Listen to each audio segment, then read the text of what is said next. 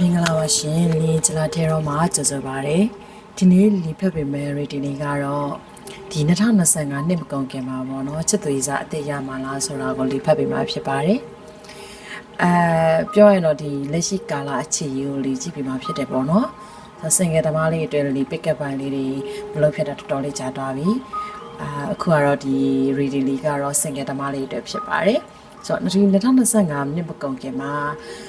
ချစ်သူရေးစားအဟောင်းပြန်ဆက်သက်လာမှာလားတပောင်းဝင်ချစ်သူရေးစားအသေးရမှာလားတပောင်းမဟုတ်ရင်တယောက်တည်းပဲရှိတော်မှာလားဆိုတာကိုဒီကားပြောပြမှာဖြစ်ပါတယ်အဲ့တော့ဒီ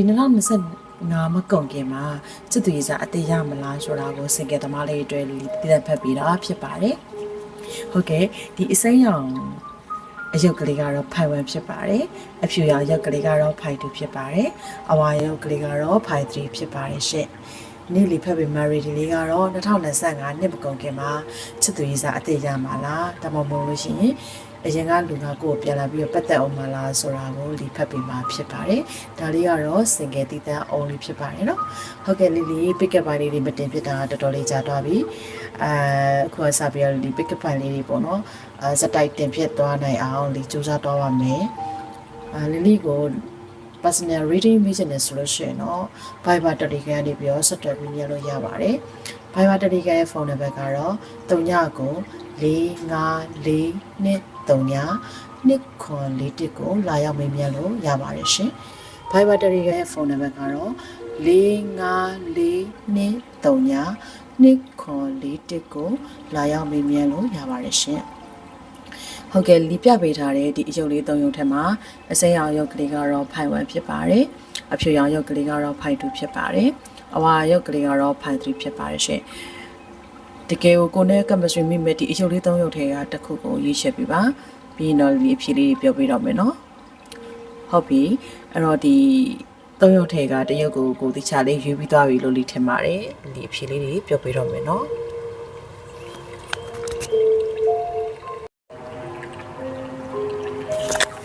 မင်္ဂလာပါရှင်ဒါလေးကတော့ဖိုင်1သမားလေးတွေဖြစ်ပါတယ်ဖိုင်1သမားလေးတွေဒီ2025နှစ်မကုန်ခင်မှာချစ်သူရေးစားအသေးရမှာလားဒါမှမဟုတ်ရင်ချစ်သူရေးစားအဟောင်းကကိုပြန်ဆက်သက်လာမှာလားဆိုတာကိုလီဖတ်ပေးမှာဖြစ်ပါတယ်ဆိုတော့ဒီဖိုင်1သမားလေးမင်္ဂလာပါနော်ဖိုင်1သမားလေးရဲ့လက်ရှိမှာပေါ့နော်ဒီလားတယောက်တည်းနေရတာကိုကြိုက်နေဆိုတဲ့ပုံစံမျိုးလေးတွေ့ရတယ်အရင်ကအတိတ်ကဖြစ်ခဲ့တဲ့အရာတွေစိတ်ရှုပ်စရာတွေစိတ်ညစ်စရာတွေအာယုံနောက်စရာတွေကိုမှ trauma ရှိနေရတယ်ဒါတွေကိုစိတ်ထဲမှာပေါ့နော်မမေ့နိုင်သေးတာမျိုးတွေနာကျင်နေရမျိုးတွေလီတွေ့ရတယ်အဲ့တော့ဒီဖိုင်ဝါသမားလေးတွေလီတွေ့ရတော့ချစ်သူရေးစားအစ်စ်ကိုမျှော်နေရမဟုတ်ဘဲနဲ့ချစ်သူရေးစားအဟောင်းမျှော်နေရလို့လီတွေ့ရတယ်ဟုတ်ကဲ့လီမြင်တော့ဒီ2025နှစ်မကုန်ခင်မှာချစ်သူရေးစားအစ်စ်ရမှာလားဒါမှမဟုတ်အဟောင်းနဲ့ပြန်ဆက်သက်ပြမှာလားဆိုတော့ဒီမှာတွေ့ရတော့ချစ်သူရေးစားအဟောင်းနဲ့ပြန်ပြီးတော့သွားပြမယ်လို့တွေ့ရတယ်နော်အဲ့တော့ဒီ2025နှစ်မကုန်ခင်မှာသူလက်ကိုလည်းပြန်ပြီးတော့အဆင်ပြေအောင်မယ်နောက်တစ်ချိန်ပြန်ပြီးတော့ချစ်သူရေးစားပြန်ဖြစ်တော့အောင်မဆိုပုံစံမျိုးတွေ့ရပါတယ်တကယ်လို့ဒီစင်ကယ်ဓမ္မလေးတွေကချစ်သူရေးစားအဟောင်းမရှိဘူးဆိုလို့ရှင်တော့ကိုယ်နဲ့ရင်တော့ကစကားပြောခဲ့တဲ့သူပေါ့နော်ကိုယ်နဲ့ဒီနေ့လောက်ခဲ့တဲ့သူနဲ့ပြန်ပြီးတော့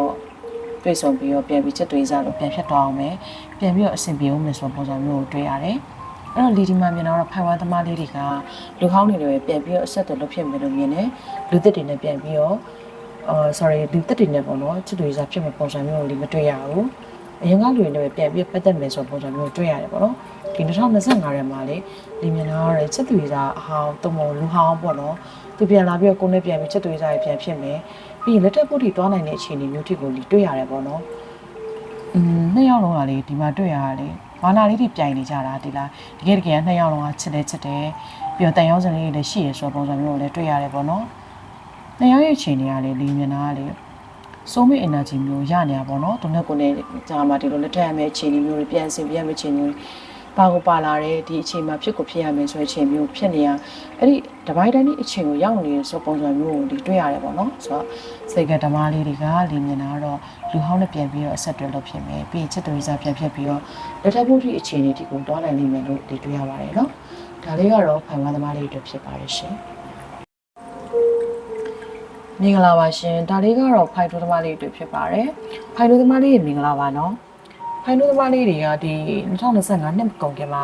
ကိုတယောက်တည်းပဲရှိသွားမှာလားဒါမှမဟုတ်ရင်ချစ်သူရေးစားအသေးရမှာလားဆိုတာကိုလေဖတ်ပြမှာဖြစ်ပါတယ်ပေါ့နော်အဲ့တော့ဖိုင်တို့သမားလေးတွေလက်ရှိမှာလေအသေးကွဲနေရလို့ခံစားချက်တွေပြင်းထန်နေရလို့စိတ်ထဲမှာနာကျင်နေရနာကြီးနေရအဲ့လိုမျိုးအခြေအနေမျိုးကိုတော့တွေ့ရတယ်ပေါ့နော်အရင်ကပတ်သက်ခဲ့တဲ့လူကြောင့်ကိုယ်မှာ trauma ရနေဆိုပုံစံမျိုးလည်းမြင်တယ်ဒါမှမဟုတ်ဒီလက်ရှိမှာဒီဖိုင်တူသမားလေးရ situation ရှိရဆိုလို့ရှိရင်တော့အဲ့လူနဲ့ကိုယ်နဲ့ကြားမှာပေါ့နော်အဲ့သူနဲ့ကိုယ်နဲ့ကြားမှာဘယ်လိုပြောလဲညှိနှိုင်းစရာမျိုးလေးတွေကိုကသူ့ကိုစောင့်ဆိုင်နေရမျိုးလေးဖြစ်တတ်တယ်မျောလင့်နေရမျိုးလေးဖြစ်တတ်တယ်ပေါ့နော်ဒီလိုမျိုးမတင်မကျအခြေအနေမျိုးလေးလည်းဖြစ်တတ်တယ်ဆိုတော့ပုံစံမျိုးတွေ့ရတယ်အဲ့တော့ဒီမှာပြောချင်တာကွယ်ဒီလားအရင်တော့ကပတ်သက်ခဲ့တဲ့ EH ရှိခဲ့တယ်ဒါမှမဟုတ် situation ရှိခဲ့ရဆိုရှင်တော့အဲ့လူတွေနဲ့ကိုယ်နဲ့ကတော့ချစ်တူရေးစားဖြစ်မဲ့ပုံစံမျိုးတော့ဒီမတွေ့ရဘူးချစ်သူရေးစားအသေးရလာလိမ့်မယ်လို့မြင်တယ်ချစ်သူရေးစားအသက်ကကိုယ့်တဲ့အသက်ကြီးရဲ့တူပေါ့နော်အဲ့လိုပုံစံမျိုးတွေ့ရတယ်ပေါ့နော်အဲ့တော့အရင်ကကိုပတ်သက်ခဲ့တဲ့ကိုယ့်ရဲ့ trauma ရခဲ့တဲ့ကိုစိတ်ရှုပ်စရာဖြစ်ခဲ့တဲ့အရာတွေကမကြခင်မှာပြီးပြောက်သွားလိမ့်မယ်မို့ကိုလောက်သွားနိုင်မယ်လို့ဒီတွေ့ရတယ်ကိုစီကိုမထင်မှတ်ပဲနဲ့ကိုယ့်တဲ့အသက်ကြီးရဲ့တူရောက်လာလိမ့်မယ်ပေါ့နော်ကိုနဲ့တကယ်ကိုရရှိသွားနိုင်တဲ့သူမျိုးချစ်သူရေးစားအသေးရလာလိမ့်မယ်ဘယ်ချိန်မှရနိုင်မလဲဆိုတော့ဒီမှာတွေ့ရအောင်2025နှစ်ကုန်ဝန်းကျင်လောက်မှာပေါ့နော်ချစ်သူရေးစားရနိုင်လိမ့်မယ်လို့မြင်ပါတယ်အဲ့တော့ဖိုင်လူသမားလေးတွေကချစ်သူရေးစားရတော့မယ်လို့မြင်နေရပေါ့နော်အဲ့တော့2025နှစ်ကုန်ဝန်းကျင်လောက်မှာချစ်သူရေးစားအသေးရပါလိမ့်မယ်ကိုယ့်ထက်တက်ကြီးရဲ့တူလို့မြင်ပါတယ်နော်အဲ့တော့ကိုအတိတ်က trauma ရခဲ့တဲ့အရာတွေကိုစိတ်ရှုပ်စရာစိတ်ညစ်စရာတွေရတယ်ပြီးတော့ဒီနှစ်မကုန်ခင်ပေါ့နော်အဲ့ချိန်ဝန်းကျင်လောက်မှာမိနိုင်သွားလိမ့်မယ်မို့လုံနိုင်သွားလိမ့်မယ်လို့တွေ့ရပါတယ်နော်ဟုတ်ကဲ့ဒါလေးကတော့ဖိုင်တူသမားလေးတွေဖြစ်ပါတယ်ရှင်မင်္ဂလာပါရှင်ဒါလေးကတော့ဖိုင်တူသမားလေးတွေဖြစ်ပါတယ်ဖိုင်တူသမားလေးတွေမင်္ဂလာပါနော်အဲ့ဒီမှာဖိုင်တူသမားလေးတွေကိုတွေ့ရတာပေါ့နော်အရင်ကလူနေလားဒါမှမဟုတ်ရင်ကိုလက်ရှိချစ်သူရေးစားအသေးရမှာလားဆိုတော့ဒီမှာပြန်တော့ဖိုင်တီးသမားလေးတွေကကိုယ်နဲ့ situation ရှိခဲ့တဲ့သူတော်တော်ကြာခဲ့တဲ့သူမျိုးတွေ့ရတယ်ပေါ့နော်အဲ့လူမျိုးနဲ့ကိုယ်နဲ့ချစ်သူရေးစားဖြစ်လိမ့်မယ်လို့တွေ့ရတယ်ပေါ့ဒါပေမဲ့တော့ကနေနည်းနည်းလေးအဲ့လိုမျိုးနည်းနည်းနှေးကွေးတဲ့အထဲမှာပါတယ်ပေါ့နော်သူချစ်တယ်လို့ဖွင့်ပြောရတာမဝင်ရဲတာမျိုးပြီးတော့မျိုးစုလောက်တက်တာမျိုးပေါ့လည်းမရှိတာမျိုးအဲ့လိုမျိုးတွေ့ရတယ်အဲ့တော့ဒီမှာတွေ့ရတော့သူနဲ့ပဲကိုချစ်သူရေးစားဖြစ်သွားလိမ့်မယ်လို့တွေ့ရတယ်ပေါ့နော်မကြခင်မှာသူကိုအဲ့လိုဖွင့်ပြောလာတာမျိုးတွေဒီလက်ရှိချိန်တွေကနေပို့ပြီးရင်းနှီးလာတာမျိုးတွေချစ်သူရေးစားဖြစ်တာမျိုးတွေကိုဒီတွေ့ရတယ်အဲ့တော့တချို့ကတော့လေဘယ်လိုပြောမလဲကိုအရင်တော့ကပေါ့နော်အတိတ်ကလူနဲ့ပြပြိုက်ခဲ့တာကိုလက်ရှိမှာမုံဝင်ဖြစ်နိုင်နေရဲ့အစင်သက်အနေထားကိုတယောက်တည်းပဲအေးစစ်စစ်လုံးတယောက်တည်းရှိနေတဲ့သူမျိုးတွေလည်းရှိရလို့ဒီတွေ့ရတယ်ပေါ့နော်အဲ့လိုလူမျိုးတွေကတော့ဒီတွေ့ရတော့ဘယ်လိုပြောမလဲဒီ social media ကနေစပြီးတော့တည်တဲ့သူမျိုးရုပ်တရက်ရောက်လာနိုင်မယ်ပေါ့နော်အဲ့လိုလူမျိုးနဲ့ချစ်သူရေးစားဖြစ်နိုင်တဲ့အခြေအနေလေးတွေ့ရတယ်။စကားကြကြပြောပြီးတော့ကြတော့သူနဲ့ကိုယ်နဲ့ကြာမှာချစ်သူရေးစားဖြစ်သွားတာမျိုးပေါ့။အဲ့လိုတွေ့ရတော့ရေးစားချစ်သူရေးစားအစ်စ်လုံးမြင်တယ်ပေါ့။ရေးစားအဟောင်းတော့မဟုတ်ဘူးပေါ့နော်။ဆိုတော့ဒါပေမဲ့ဒီဖိုင်သီးသမားလေးပြပြောချင်တာကလေဘယ်သူပဲဖြစ်ဖြစ်ဒီ2025နှစ်ပကုံကမှာစမ်းပွက်လိုက်မယ်လို့တွေ့ရတယ်။ကိုယ်သဘောကျနေတဲ့သူကိုယ်အဲ့လိုမျိုးလိုက်ပြီးတော့ကြည်နေရမျိုးကိုယ်ဘာလို့စောင့်ကြည့်နေတဲ့သူမျိုးအဲ့လိုလူမျိုးတွေရောက်လာတတ်တယ်။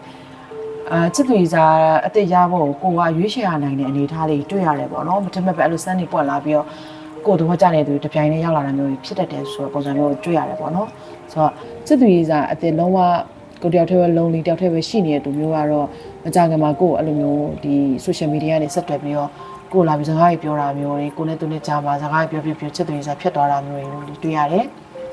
တချို့ကတော့ situation ရှစ်ပုံစံမျိုးမှာတော်တော်လေးကြာခဲ့တဲ့သူမျိုးတွေက